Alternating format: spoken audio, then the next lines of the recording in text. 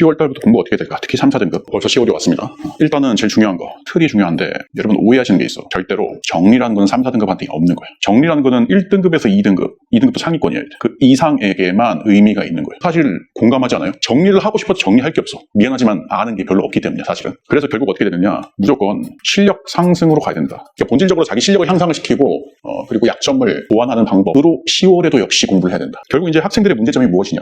그걸 알아야겠지. 3, 4등급의 문제점. 굉장히 뻔하거든. 3, 4등급의 문제점. 거의 90% 이상이 수학, 국어, 탐구에서 특히 전부 다 공통적으로 두드러지는 건데 고난도 논리가 나왔을 경우에, 논리 구조가 나왔을 경우에 무조건 스킵하는 습관들이 있어. 생략을 해버려. 야, 거기까지는 아니야. 이런 식이야. 이게 이제 어떤 국면에서 적용이 되냐면은 평소 공부할 때는 국수형 탐에 다 이런 문제점이 존재를 하고 심지어 실전에서 국어의 경우에는 실전에서도 이 문제점 때문에 재심을 제대로 못 푸는 경우가 굉장히 많다. 여기서 이제 오해하시면 안 되는 게 그 고난도 논리 구조의 범위가 어디까지 있느냐 이렇게 하면 잘못 알고 있는 분들이 이런 것도 맞긴 맞거든. 수학에서는 4점에서 어려운 4점이랑 킬러, 중킬러 이런 거 얘기하시는 거예요? 아니면은 국어에서는 비문학이나 어려운 문법 이런 거 얘기하시는 거예요? 이것도 맞긴 맞아. 근데 사실은 전 범위에 있어서 예를 들어서 문학이나 수학에서도 3점에서도 마찬가지야. 쉬운 문제의 쉬운 개념에서도 거기 안에 숨어있는 어려운 논리 구조가 있어. 이거 자기가 알면서도 일부러 벅차니까 안 해. 거기까지 내가 할 필요 있어. 나는 2등급만 맞으면 되는데. 실제로 그러니까 개념에 구멍이 숭숭 뚫려 있고 본질적인 이해가 되지 않고 지나가는 거야. 그래서 어떻게 하느냐? 일단 이제 선생님이 아까 90% 이상의 학생들이 이렇다고 했잖아. 10% 미만의 소수의 이런 문제가 없는 사람이 있긴 있어. 이런 사람들은 양치기를 가. 공부를 안 해서 그래. 대량으로 문제를 풀거나 이런 식으로 하면 됩니다. 근데 이런 문제가 있는 다수의 학생들은 이렇게 해라. 원칙 5개를 알려줄게요. 일단 분량을 줄이는데 극도로 줄여도 된다.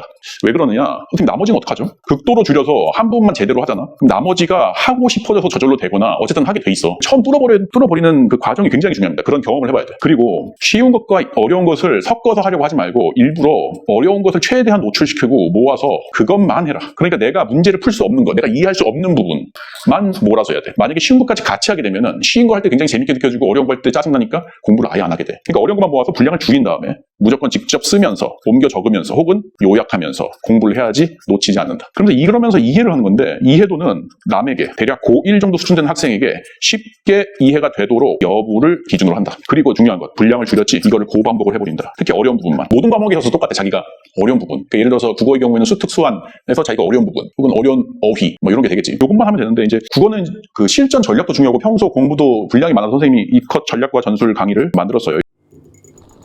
요거를 수강하시면서 굉장히 짧게 만들었거든. 11월 이후에도 들을 수가 있는 거니까 이거를 수강하시면서 참조를 하시면 괜찮게 되겠습니다.